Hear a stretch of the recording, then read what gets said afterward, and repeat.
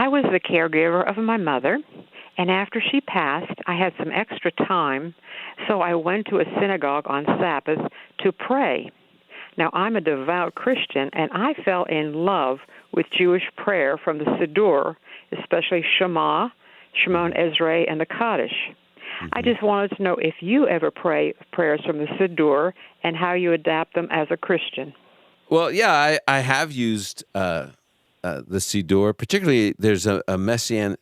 Some of our Messianic congregations use the Siddur, a Messianic Siddur that uses these traditional prayers, but adapts them theologically. I think that's something that's really important. I have another friend who's a very, very learned PhD leader of a Messianic synagogue, and he uses a traditional Siddur, but because he's very capable, he's able to do adaptations of it so that it fits his teachings of the Bible fully, with Jesus being the Messiah.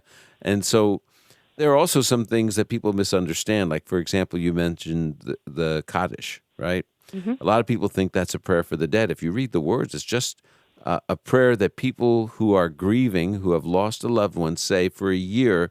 But it's really about glorifying God. It's a way of daily glorifying God and saying, even though I've lost this loved one, I glorify you, God, that it's trusting your sovereignty and your greatness. Glorified and sanctified be his great name. That's how it opens. And so It's all praise. Yeah.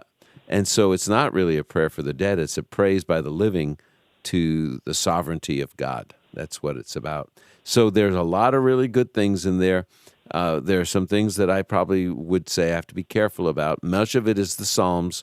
But you have to do it critically, because every now and then, like there'll be there's the Ani Ma'amin, the I believe with perfect faith. And there are many things. God can't take human form in there in that one. So God can't become a man. It denies the incarnation. I believe with perfect faith in the coming of the Messiah, implying that he hasn't come yet.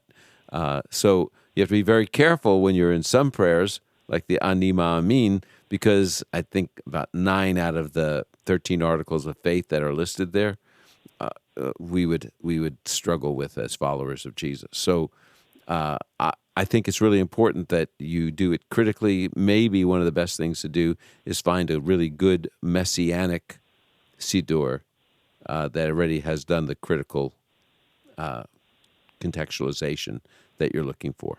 Okay, Charlene? I appreciate this. Thank you. Yeah, thanks so much for your call.